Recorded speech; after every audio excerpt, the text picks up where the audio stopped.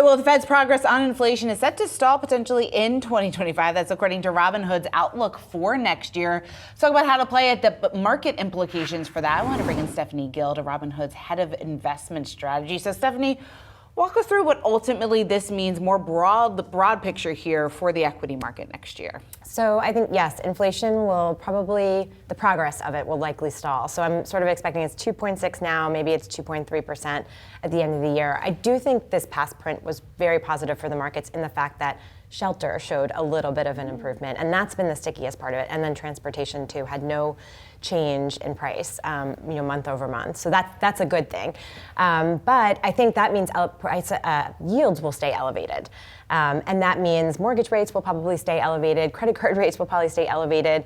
And it actually keeps a lot of the market, I think, in check. And that's what I think is a positive. Like if you have super low rates, it means that there is not much risk to borrowing, and it means that the return that you might put that money in doesn't have to be that high. And so I think it actually keeps a good economy going better if rates are sort of a little bit elevated. What does that mean then in terms of household allocation to the market? Because we know that that's already at a record high, and then you mentioned there's still going to be these kind of headwinds to the individual economy with things like housing prices and on those mortgage rates, for example.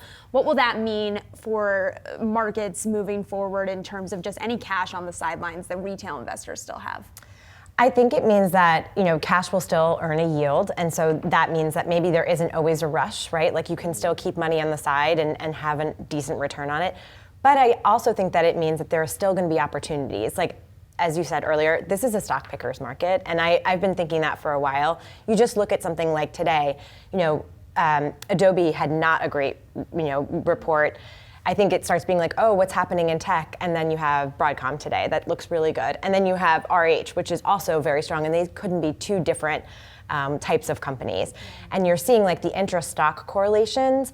During the period where we had super low interest rates, intra-stock correlations were relatively high. They could reach as high as 0.5. What I mean by that is any particular stock would just sort of move with the market. And you're seeing less and less of that. Now it's really down to company management decisions, the businesses that they're in. AI is obviously a huge theme that will continue. But I just think it means that there's lots of opportunities under the surface, and just buying a large cap index, I think, is going to leave money on the table.